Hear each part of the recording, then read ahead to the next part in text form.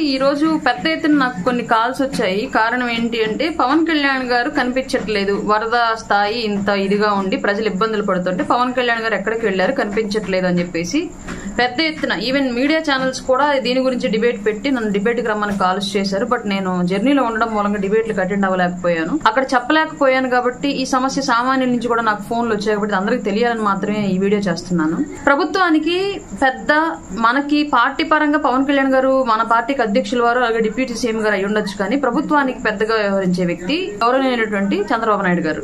ఆయన బాధితుల్ని బాధల్లో ఉన్న వాళ్ళకి భరోసా ఇవ్వడం అవసరం కాబట్టి ఆయన తిరుగుతూ సమీక్ష చేస్తూ జరుగుతున్న స్థానిక పరిస్థితులు తెలుసుకుంటూ సంబంధిత అధికారులకు ఆయన అక్కడి నుంచి ఇన్స్ట్రక్షన్స్ ఇస్తూ ఉన్నారు. అది జరుగుతూ ఉంది. నిన్న పవన్ కళ్యాణ్ గారు పుట్టినరోజు. పవన్ కళ్యాణ్ గారు నిన్న నిజంగా పార్టీ ఆఫీస్ లో అందుబాటులో ఉండి ఉంటే, ప్రజల దగ్గర కనుక వెళ్లి ఉంటే, మాకు నిన్న కాన్ఫరెన్స్ కాల్ జరిగింది. లిటరల్ గా మాకు కాన్ఫరెన్స్ కాల్ జరిగింది. పెద్ద ఎత్తున బర్త్డే సెలబ్రేషన్స్ అనేవి పక్కన పెట్టి కంప్లీట్ గా అందుబాటులో ఉన్న ప్రతి కార్యకర్త, వీర మహిళ నాయకులు అందరూ కూడా వరద ప్రభావిత ప్రాంతాల్లో సహాయక చర్యల్లో పాల్గొనండి.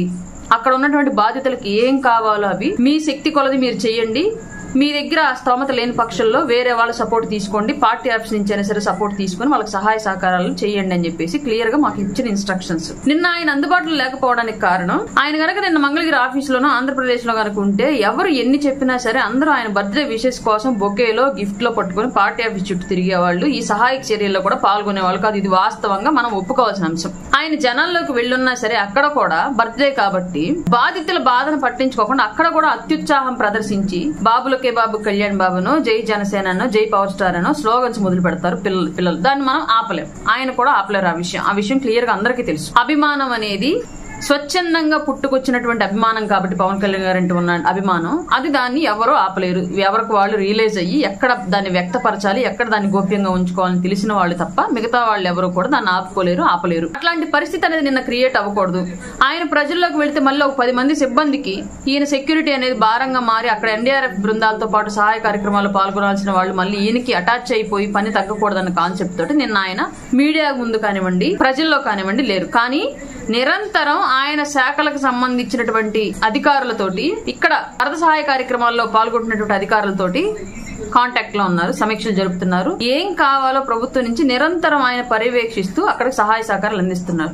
అందులో భాగంగానే ముఖ్యమంత్రి గారి యొక్క కష్టము, ఉప ముఖ్యమంత్రి గారి యొక్క సహకారంతోనే నిన్న ఇంత వరదలు జరుగుతున్నప్పటికీ కూడా ప్రాణ నష్టం వరదల వల్ల జరగల. కొండ చర్యలు కూలిపడి జరిగినటువంటి ప్రాణ నష్టం తప్ప వరదల వల్ల ఎక్కడ ప్రాణ నష్టం జరగల. పెద్ద ఎత్తున సహాయ సహకార కార్యక్రమాలు జరుగుతున్నాయి. నిన్న సడన్ గా జగన్మోహన్ రెడ్డి గారు వచ్చి ప్రజలను రెచ్చగొట్టే ప్రెస్ మీట్ పెట్టి వెళ్ళాడు తప్ప ఒక్క పసిబిడ్డకి 1/2 లీటర్ పాల ప్యాకెట్ ఇచ్చేళ్ళాడా?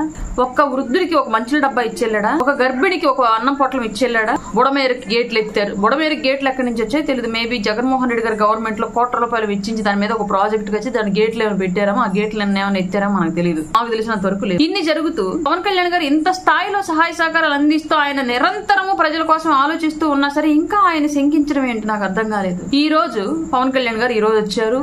ఆల్రెడీ డిజాస్టర్ మేనేజ్మెంట్ కార్యాలయం ఏదైతే ఉందో అక్కడి నుంచి ఆ డిజాస్టర్ మేనేజ్మెంట్ నిధికి సంబంధించి గతంలో జగన్మోహన్ రెడ్డి ఆ నిధులను కూడా వాడేసుకుని వేరే కారణాలకు వాడేసుకుని అక్కడ ఏమీ లేకుండా ఖాళీగా పెట్టాడు. కాబట్టి ఈ రోజు పవన్ కళ్యాణ్ గారు డిజాస్టర్ మేనేజ్మెంట్ సహాయ నిధికి ₹1,00,00,000 ఆయన సొంత సంపాదనని ₹1,00,00,000 ప్రకటించారు. ఇది ప్రచారం చేయరు. పవన్ కళ్యాణ్ గారు కనిపించలేదు. దీని గురించి పెద్ద ఎత్తున డిబేట్లు. అంటే మంచి చేసే వ్యక్తిని మంచిగా చూపించడం కన్నా కూడా మంచి చేసే వ్యక్తి మీద బురద జల్లేదాన్ని ఎక్కువ ప్రచారం చేయడం నేర్చుకున్నారు ఎవరైనా సరే. దీనిలో వైసీపీ శ్రేణులు పెద్ద ఎత్తున పాల్గొని ప్రచారం చేస్తూ ఉంటే రకరకాల వ్యవస్థల్లో ఉన్నటువంటి వైసీపీ శ్రేణులు దాన్ని సామాన్యులుగా మనం నమ్మి సందేహించడం మొదలుపెట్టాం. పవన్ కళ్యాణ్ గారిని నమ్మండి, సందేహించకండి. ఆయన నిన్న బర్త్డే సందర్భంగా ఆయన అందుబాటులో ఉంటే సహాయ చర్యల్లో పాల్గొనకుండా వచ్చి ఇక్కడ పార్టీ ఆఫీస్ చుట్టూ తిరుగుతూ ఉంటారని చెప్పేసి ఆయన నిన్న అందుబాటులో లేరు. ఈ రోజు అందుబాటులోకి వచ్చారు. వస్తూ కూడా జగన్మోహన్ రెడ్డి లాగా వచ్చి ప్రెస్ మీట్ ముందు ఏది పడితే మాట్లాడి రెచ్చగొట్టేసి వెళ్ళిపోయినట్లుగా చేయాలి. ఆయన రావడమే పరిస్థితిని తెలుసుకొని ప్రభుత్వం ఇబ్బందిని, ప్రజల యొక్క ఇబ్బందిని కూడా అర్థం చేసుకుని ₹1,00,00,000 మళ్లీ ఆయన సొంత సంపాదన ఆంధ్రప్రదేశ్ రాష్ట్ర విపత్తుల నిర్వహణ సంస్థకి ₹1,00,00,000 స్వచ్ఛంద విరాళం ప్రకటించారు ఆయన. అలాగే కార్యకర్తల నుంచి కూడా స్వచ్ఛందంగా విరాళాలు ఇచ్చేవాళ్ళు ఉంటే ఇవ్వండి, ప్రజలను మనం ఆదుకోవాల్సిన టైం ఇదని చెప్పేసి పిలుపునిచ్చారు. రేపటి నుంచి నిరంతరం జనాల్లో కూడా వెళ్లే అవకాశం ఉంది. దానికి సంబంధించి ఈ రోజు ప్లానింగ్ జరుగుతుంది. అంతే తప్ప ఎవరిష్టం వచ్చినట్టు వాళ్ళు పవన్ కళ్యాణ్ గారిని శంకించి మాట్లాడడం మానేయండి.